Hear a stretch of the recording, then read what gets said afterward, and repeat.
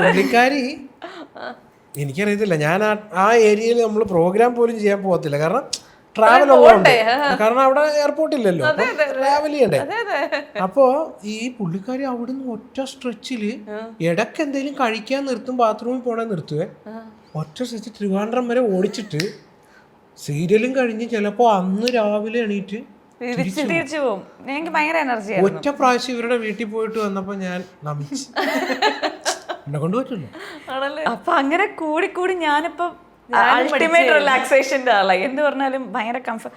പക്ഷെ ഒരു നടുവേദനയാണോ, റിലാക്സ് ചെയ്യൂ. ഇന്നലെ ലുലുവിൽ പോവാന്ന് പറഞ്ഞായിരുന്നു ഞങ്ങള്, കുറച്ച് റെക്കോർഡിംഗ് ഒക്കെ ഉണ്ടായിരുന്നു.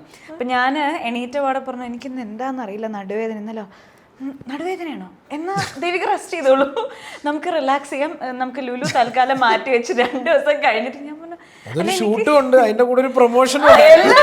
ഞാൻ പറഞ്ഞു ഇല്ല, എനിക്ക് ഒന്ന് കുളിച്ചു കഴിഞ്ഞാൽ ഞാൻ അല്ല വേണ്ട ബുദ്ധിമുട്ടിയിട്ടൊന്നും ചെയ്യാൻ. 3 വർഷമായില്ലേ കല്യാണം കഴിച്ചിട്ട്, ഇപ്പോഴും കല്യാണം കഴിഞ്ഞപ്പോഴും ഇപ്പോഴും ആൾക്കാർ തെറ്റിദ്ധരിക്കും, ഓ അവന്റെ നമ്പറാണ്, അവന്റെ സ്നേഹമാണ്. അല്ല, എന്തെങ്കിലും പറ്റിപ്പോയാ പിന്നെ ഇതെല്ലാം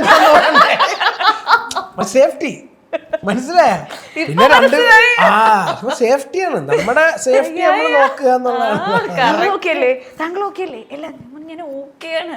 അല്ല ഓക്കെ ആണല്ലോ അല്ലേ? പിന്നെ എനിക്ക് പൊതുവെ അങ്ങനെ നോക്കുന്നൊരു സ്വഭാവം ഉണ്ട്. ഇപ്പൊ ഞാൻ വീണ വന്നപ്പോഴും ഞാൻ ചോദിച്ചില്ല ട്രാവൽ എല്ലാം ഓക്കെ ആണോ, സേഫ് ആണോ. ഇപ്പൊ രാവിലെ തന്നെ ആക്കിയത് നിങ്ങൾ ഇനി നൈറ്റ് ട്രാവൽ ചെയ്യണ്ടല്ലോ, ഞാൻ ഫുഡൊക്കെ അറേഞ്ച് ചെയ്തില്ലേ. അതെന്ന് വെച്ച് കഴിഞ്ഞാൽ എനിക്ക് അങ്ങനെ ഒരു സ്വഭാവം ഉണ്ട്.